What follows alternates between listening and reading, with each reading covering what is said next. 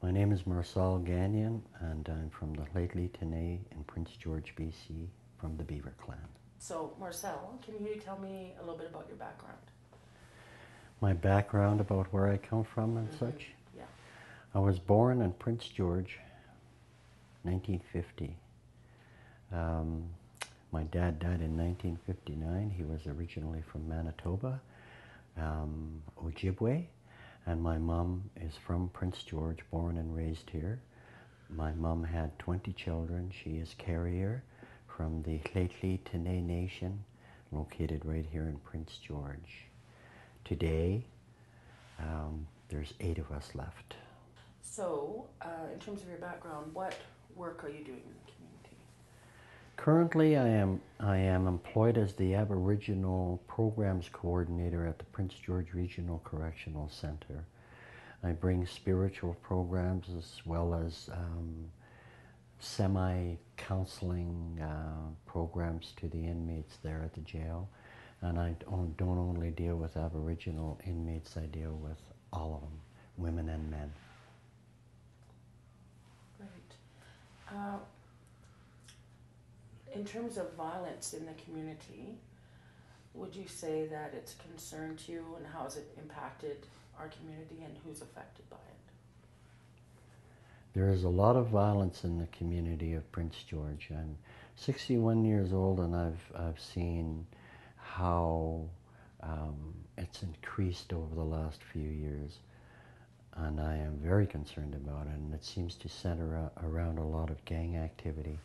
I think a lot of that comes from a whole bunch of different issues, such as no work or anything on the reserve, so there's this huge influx of Aboriginal people into the community living in below standard conditions, never having enough money for food and everything. People tend to resort to drugs and alcohol as a means of coping, and in the process, crime. The crime has risen, and so has violence and the nature of the crime. And would you say families are experiencing violence in more than one generation? Families are experiencing tremendous violence here in the last while, and I think it's because of a number of issues: residential school, lack of education, employment.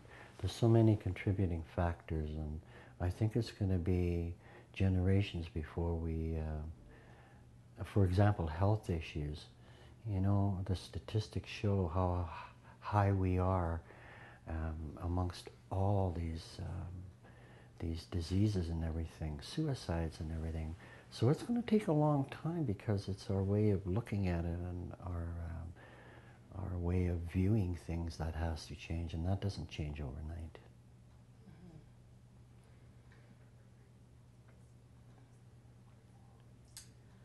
So, has a residential experience had a multi-generational effect? And what do you think, a residential school experience, what is that? And has it had effect over the generations? Well, it's had an effect on me. I was never in residential school, although some of my brothers and sisters were. My mom was there, and what effect did it have on me? It had a lot of effect on me. One of those effects was my mom's lack of knowledge on how to raise a child, how to discipline a child. Everything was over exaggerated. The discipline was pretty brutal at times. It affected me, you know, post-traumatic stress disorder and stuff like that. You begin to see it as you get older, and my background is exactly the same pattern as 90% of those inmates that I work with. You quit school early, you don't have the education, you get into the drugs and the alcohol as a means of coping with all this abuse that you've suffered, which eventually leads to crime, to jail, and there you go. The cycle is there. Yeah, it's going to be long term, and it's going to take a lot of work, but I think we're getting there. I see a lot of progress being made. Mm-hmm.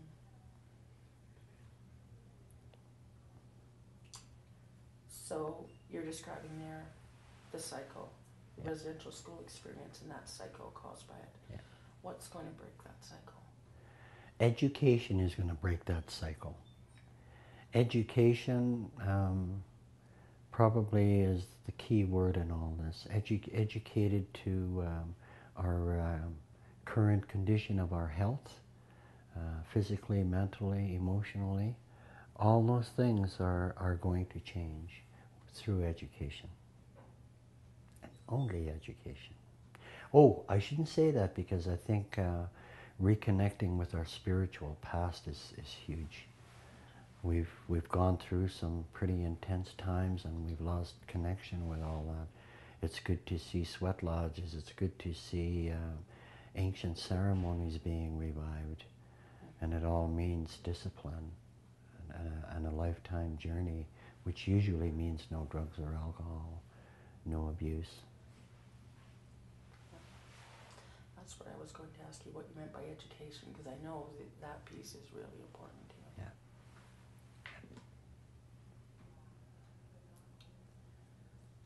So that basically covers the questions in here, but just take a minute and if you sit back and think about maybe something that isn't covered in here in terms of the impact of residential schools, or just anything else you want to say. Just take a minute and think about it. Okay.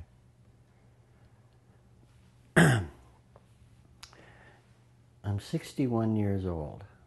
I have fetal alcohol spectrum disorder. I spent quite a bit of time in jail. I was raised in a very dysfunctional home. Do I blame my mom? Partially. But it breaks my heart, it really breaks my heart when I have to go to work, for example, and see those men come in to that room and hear their stories. And it takes a lot out of you, and the stories are basically the same. It's going to take a lot of work, but I truly believe that those men that are in there right now have a chance. Have a chance at enjoying something of life before their life is over. That's the only reason that I'm there. And when I see kids getting in trouble with the law right now, I can pretty well tell where their end result is going to be. It gets progressively worse. So I spend all my prayer and my time praying for people and working with people who are on the same page. I do my contribution through prayer and hope.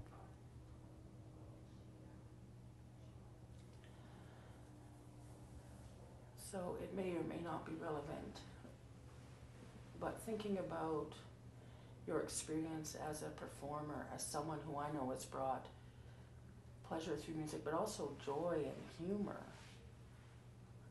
Can you talk just a little bit about that and what that's meant in terms of just breaking these cycles of despair?